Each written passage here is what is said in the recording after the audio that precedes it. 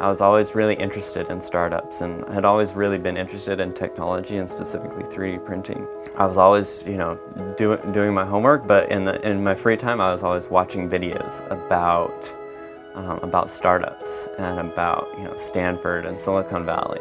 Started researching and came up with a company idea that really worked for me.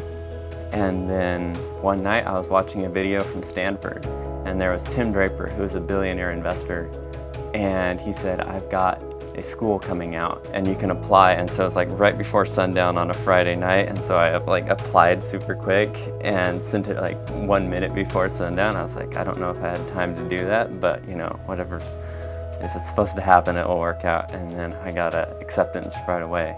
And so that kind of started me out on my journey to become a startup founder and to really learn about creating companies from scratch and what all is involved in the technology center that is Silicon Valley. I had raised a few rounds of funding for my startup and joined YC, which is one of the premier startup accelerators. So, people like Dropbox and Airbnb have gone through it. Through the process of growing and through joining YC, really learned about how fast things can change, how fast things can improve. When you're seeing companies that are growing 20% month over month, growing exponentially, it really starts to have other applications. Like, it's not just about companies growing 20% month over month, but like all the founders, when you're growing really quickly, the founders are having to do personal growth at extreme rates. And that applies over to all areas of your life, including your spiritual walk. Like, you can improve at massive rates that you don't really think are possible until you're like right in that intense situation. And so seeing all the growth really shows you that you don't have to be okay with just improving at a small rate or just maintaining the status quo.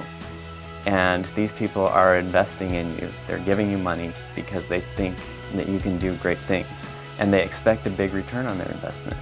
That's not unlike the spiritual journey, where God has invested a lot in me and in everyone, and He's expecting a big return.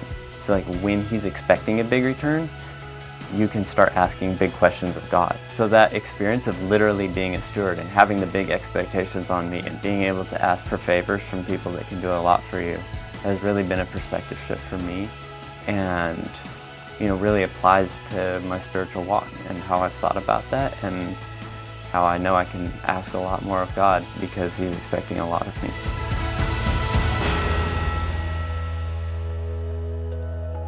I'm a steward because God expects great things.